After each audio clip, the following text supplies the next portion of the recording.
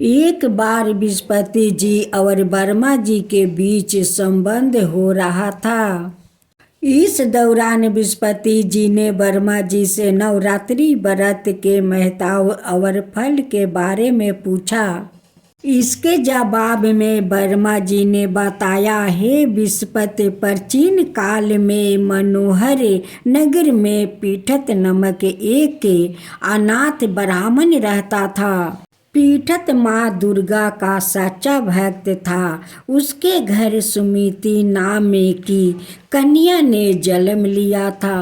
पीठत हर दिन माँ दुर्गा की पूजा करके हवन किया करता था। इस दौरान उसकी बेटी उपस्थित रहती थी। एक दिन सुमिति पूजा के दौरान मौजूद नहीं थी। वह सहेलियों के साथ खेलने चली गई। इस पर पीठत को गुस्सा आया और उसने पुत्री सुमिति को चेतावनी दी कि उसका विवाह किसी कुष्ठ रोगी या दरिद्रता मनुष्य के साथ करवाएगा।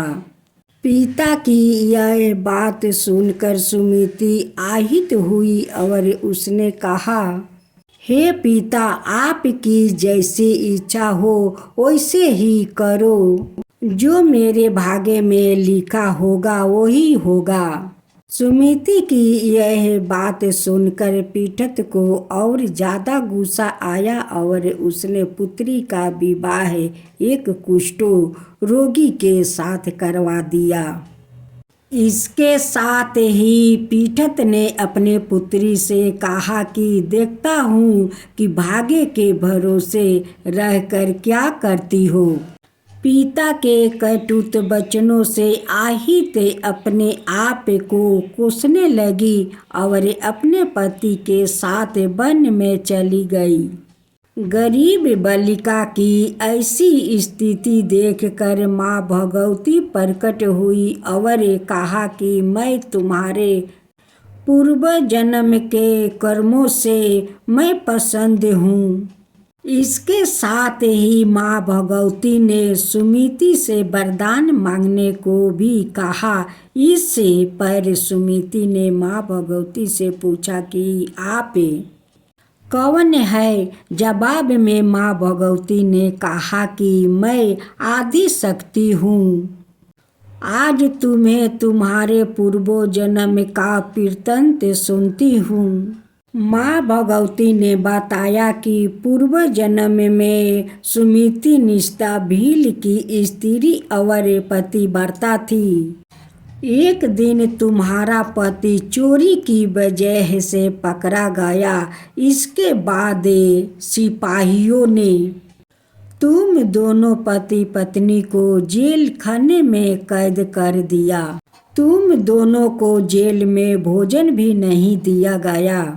तुम दोनों नवरात्रि के दिनों में ना तो कुछ खाया और ना जल पिया। इस तरह 9 दिन तक नवरात व्रत हो गया। माँ भगवती ने आगे कहा कि तुम्हारे उसी व्रत के प्रभाव से प्रसन्न होकर मैं तुझे मनोवांछित वर देती हूँ। तुम्हारी जो इच्छा हो सो मांगो। माँ भगवती की यह बात सुनकर सुमिति ने कहा, हे माँ दुर्गे, मैं आपको प्रणाम करती हूँ। आपसे विनती है कि मेरे पति के कुष्ठों को दूर कर दीजिए। माँ भगवती ने ब्राह्मण की बेटी की इच्छा पूरी कर दी। इसके बाद सुमिति ने माँ भगवती की आराधना की।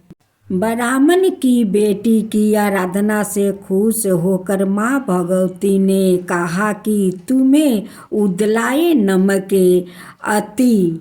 ब्राह्मण की बेटी की आराधना से खुश होकर माँ भगवती ने कहा कि तुम्हें उदलयन नमक अति बुद्धिमान, धनवान, कीर्तिवान और जितेंद्राय पुत्र होगा। इस वरदान से खुश होकर सुमिति ने माँ भगवती से नवरात्रि के व्रत की विधि और व्रत के फल की जानकारी मांगी।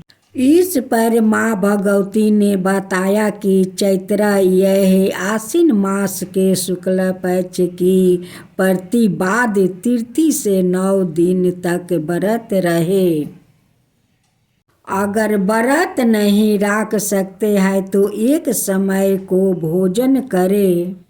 घट स्थापना करने के बाद मटका बनाकर उसको हमेशा जल से सींचना चाहिए।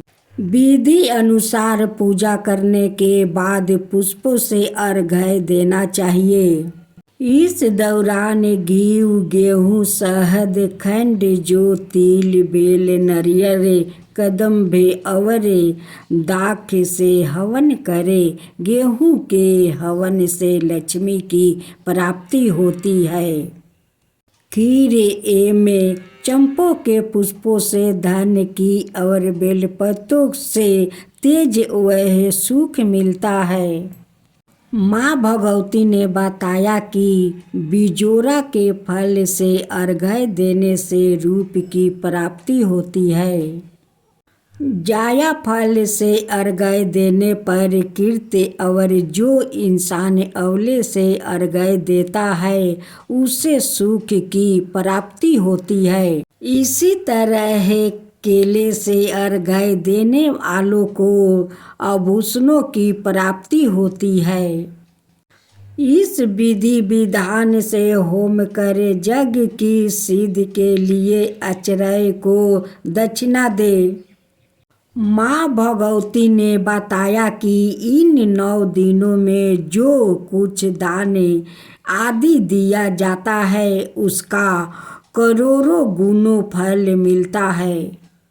ब्राह्मण की बेटी को विधि और फल बताने के बाद माँ भगवती ने अंतर्ध्यान हो गई। सुबह दैनिक क्रिया से निवृत्त होकर स्नान कर ले। इसके बाद मंदिर में या घर पर ही नवरात्रि में माँ दुर्गा का ध्यान करके यह कथा करनी चाहिए। यह व्रत कन्याओं के लिए विशेष लाभदायक है। पौराणिकों कथाओं के अनुसार एक समय की बात है, रंभा और करम्बा नाम के 2 भाई हुआ करते थे जिन्होंने शक्तियों को प्राप्त करने के लिए घोर तपस्या की थी। उनकी तपस्या देखकर इंद्र को अपने राजपाट छीनने का खतरा महसूस हुआ और फिर इंद्र ने कुछ देवताओं के साथ मिलकर एक भाई को मार डाला जिसका नाम करम्बा था। रंभा को जब अपने भाई करम्बा के मरने की खबर मिली तो वह बहुत क्रोधित हुआ। इससे रंभा में बदले की आग लाग गई और इसके लिए वह अपनी तपस्या में और कठोर हो गया। उसने अपनी उपासना से कई देवताओं को खुश किया और उन्होंने उसे वरदान भी दिया कि वह बहुत शक्तिशाली हो और वह किसी से पराजित नहीं हो सकता, ना देवताओं से और ना ही राक्षसों से।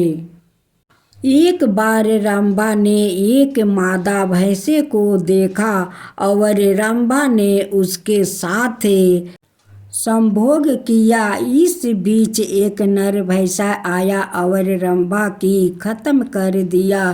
खुद्दत की बात यही थी कि रंभा ने किसी जानवर से सुरक्षित होने का वरदान नहीं लिया था। इस घटना ने मादा भैंस गर्भवती हो गई और उसने आग में कूद कर आत्महत्या कर ली। जिस क्षण वह आग में कूदी उसी समय आग से आधा भैंस और आधा मनवा बाहर आया, जिसका नाम महिषासुर पड़ा। महिषासुर ने देवताओं और दैत्यों को पराजित किया। उसने देवलोक पर हमला कर उस पर कब्जा कर लिया और सभी देवताओं को बाहर निकाल दिया। सभी देवता ब्रह्मा जी के पास गया। ब्रह्मा जी उन सभी को विष्णु जी का और शिव जी से मिलवाया। देवताओं ने विनाशकारी महिषासुर द्वारा उनके ऊपर किया गया अत्याचार बताया, जिससे सुनकर त्रिमूर्ति को बहुत क्रोध आया। इसके बाद त्रिमूर्ति की आंखों से उज्जरो प्रकट हुआ, जो एक नारी का रूप बनी। सभी देवताओं उस शक्ति को देखकर प्रसन्न हुआ और सभी ने उस शक्ति को माँ कहकर माना।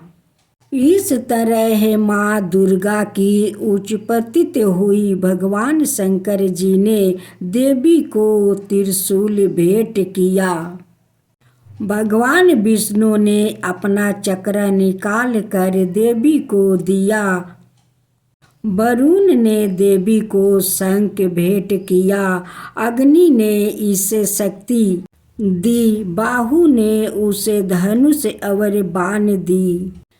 देवराज इंद्र ने अपना वज्र दिया और ऐरावत हाथी ने अपना घंटा उतार कर देवी को भेंट किया। यमराज ने उसे कल दंड में से एक दंड दिया। वरुण ने उसे पास दिया। प्रजापति ने स्फटिक की माला दी और ब्रह्मा जी ने उसे कमंडल दिया। सूर्य ने देवी के समस्त रोमों में अपनी किरणों का तेज भर दिया। इसी तरह दूसरों देवताओं ने भी माता को आभूषण और अस्त्र देकर सम्मान किया। अंत में पहाड़ों के देवताओं हिमालय ने उन्हें सवारी करने के लिए एक बाघ दिया और उनका नाम महादेवी दुर्गा रखा गया। उनके आशीर्वाद से दुर्गा ने बाघ पर चढ़ाई की और महिषासुर का विनाश करने के लिए निकल पड़ी। जब माँ दुर्गा अमरावती के पास पहुंची तो उसने एक शक्तिशाली गर्जना की, जिसने पहाड़ों को लिए दिया और समुद्र में विशाल लहरों पैदा की। महिषासुर ने अपने सैनिकों को यह पता लगाने के लिए कहा कि क्या हो रहा है। जब उसने सुना कि एक महिला उसे चुनौती दे रही है तो वह हंसा और उसने कहा, उसे कहो कि मैं उससे शादी करके खुश रखूंगा। जब उनके दूत प्रस्ताव लेकर देवी के पास गए तो देवी ने उत्तर दिया, अपने राजा से कहो कि मैं कोई साधारण महिला नहीं हूँ जो उससे शादी करने के लिए उत्सुक हो। मैं महादेवी हूँ और मेरे पति महादेव है। उन्हें अमरावती छोड़ने और दुनिया के नीचे अपनी जगह पर लेटाने के लिए कहने के लिए आई हूँ। अगर वो नहीं गया तो मैं उसे नष्ट कर दूंगी। जब दूत ने आकर महिषासुर को सारी बात बताई तो महिषासुर क्रोधित हो गया। उनके प्रमुख योद्धाओं ने घमंड से कहा, महाराज हम जाएंगे और इस मूर्ख महिला को ठीक करेंगे। महादेवी से युद्ध करने के लिए असुर निकल पड़े। उनके विस्मय और आतंक के कारण एक के बाद एक घमंडी युद्ध समाप्त हो गए। राक्षस राजा को खबर मिली और वह और भी उग्र हो गया। कायर और कमजोर वो एक मात्र महिला के साथ खड़े नहीं हो सकते थे। मैं इस मनहूस महिला को मार डालूंगा। महिषासुर ने असुरों की सेना के साथ देवी पर हमला किया, लेकिन दुर्गा ने तुरंत आपस लड़ने के लिए अपनी सांसें से सैनिकों की एक विशाल टोकरी बनाई। महिषासुर ने उस सभी चालों को आजमाया जो वहाँ जानता था। वह देवी को भ्रमित करने के लिए आकर बदलता रहा। एक आदमी से वह एक शेर बन गया, फिर एक हाथी, लेकिन हर बार महादेवी ने उसे अपने हथियारों से गंभीर रूप से घायल कर दिया। 9 दिनों तक युद्ध चला। अंत में देवी ने असुर को मार डाला, जिसने फिर से एक विशाल भैंसा का रूप ले लिया था। देवी ने उसे चक्र से वार किया जो विष्णु ने उसे दिया था। इस प्रकार उसने महिषासुर के अत्याचार से दुनिया को मुक्त कर दिया। इंद्र और अन्य देवताओं फिर से स्वर्ग लौट आए और सब ठीक हो गया। तब से नवरात्रों के दौरान दुर्गा की पूजा की जाती है और उन्हें महिषासुर मर्दानी कहा जाता है।